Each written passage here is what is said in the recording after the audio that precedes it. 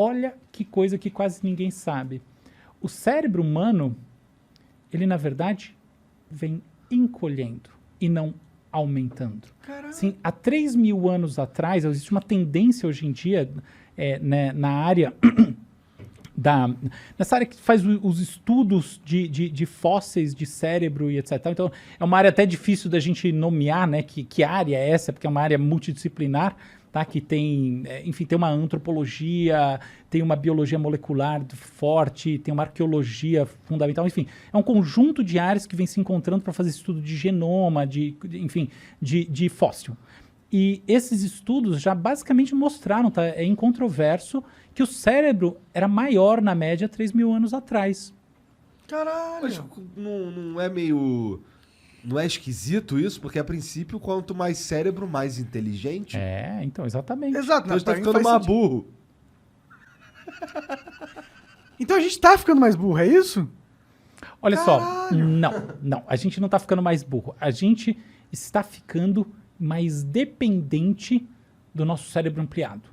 Que é as Porque tecnologias. assim, ó, as tecnologias, isso. Mas a gente tem que entender tecnologia no sentido amplo, aí é isso mesmo.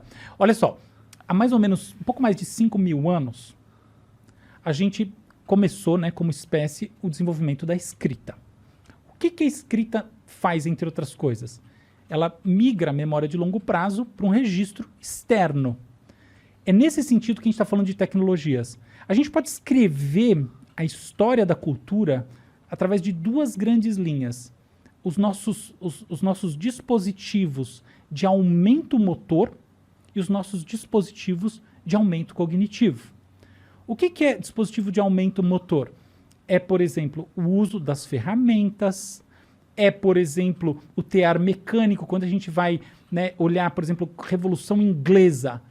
É uma revolução super cognitiva, tá? Super complexa. Mas o papo de uma máquina que gera produção se traduz pelo quê? Eliminação de braços. Então é nesse sentido. Século XX, mecanização da indústria. Braço. Por quê? Porque as coisas que a indústria estava produzindo, ela permaneceu produzindo. Ela simplesmente aumentou a escala, velocidade, reduzindo a necessidade de trabalhadores. Em outras palavras, ela não mudou a qualidade do produto, ela mudou o método de produção. E ela mudou eliminando trabalho no braço para colocar trabalho nesse braço. Beleza. Agora olha essa outra história. A gente inventa a leitura, a gente aprende com a escrita. A gente, na verdade, começa registrando em cavernas, fazendo desenhos rupestres, essa coisa toda. Aí a gente vai para os registros mais formais. Aí a gente inventa a calculadora. Como é que a gente inventa calculadoras? Calculadoras primitivas, o ábaco, tá? Então, é um negócio que tem mais de 4 mil anos, tá surgindo na Mesopotâmia, na China, todo um monte de lugar mais ou menos ao mesmo tempo, tá? Então, surge essa calculadora. Aí, a gente vai evoluindo como sociedade e olha o que a gente inventa, que coisa mais interessante. A gente inventa registros que permitem você conversar com pessoas que estão falando outras línguas, ou seja, a gente inventa a tradução, a gente inventa as correlações entre o que uma pessoa fala aqui, outra pessoa fala tal, e a gente começa a ampliar a nossa escala de entendimento. É assim que, por exemplo, o comércio dependeu fortemente, né, foi dependente num determinado momento dessa habilidade de ter uma comunicação comum. Até uma coisa interessante, quando eu era criança, todo mundo acredita, todo mundo não, mas tinha aquela coisa do Esperanto, né, que essa é a língua o Esperanto existe. Meu avô sabia falar esperanto. Então o Esperanto é um barato, é em inglês. É em inglês? Não é, tipo, qual é a língua universal? É inglês. Realmente. Então, Esperanto é inglês. Então, não funciona muito você planejar e falar vai ser desse jeito. As coisas funcionam desse jeito. Não é o córtex pré-frontal, é a sociedade se auto-organizando. Mas ok, tava lá. Então, essa coisa da gente aprendeu, né, os mercadores, a ter formas de se comunicar que tem uma certa universalidade, saindo da lógica de nicho, entrando em lógicas que são realmente de fusão social. A gente vai evoluindo. Quando a gente olha, por exemplo, pensa bem, ó, então aqui tá a máquina a vapor, aqui a gente tem a mecanização da indústria e tal. Nos anos 60, 70, sobretudo, o que a gente tem? O desenvolvimento dos computadores industriais e depois, a partir da metade dos anos 70, dos PCs, que não estavam chegando no público, estavam em desenvolvimento, tá? Então esse é o primeiro momento da coisa.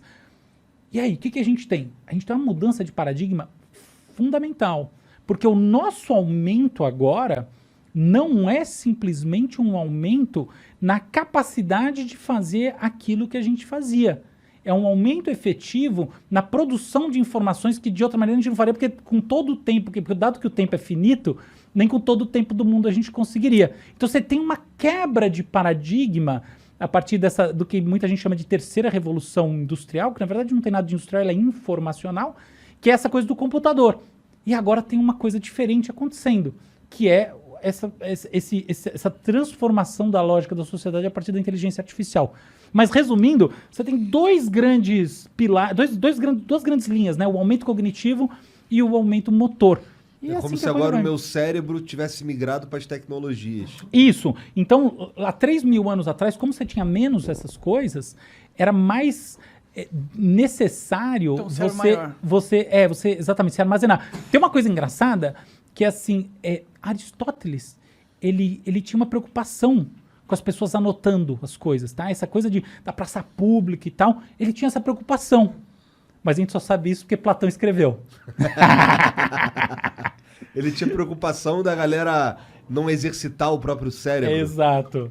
Entendi. Exato. Mas a gente só sabe isso porque alguém não exercitou, entendeu? Então, Que bom.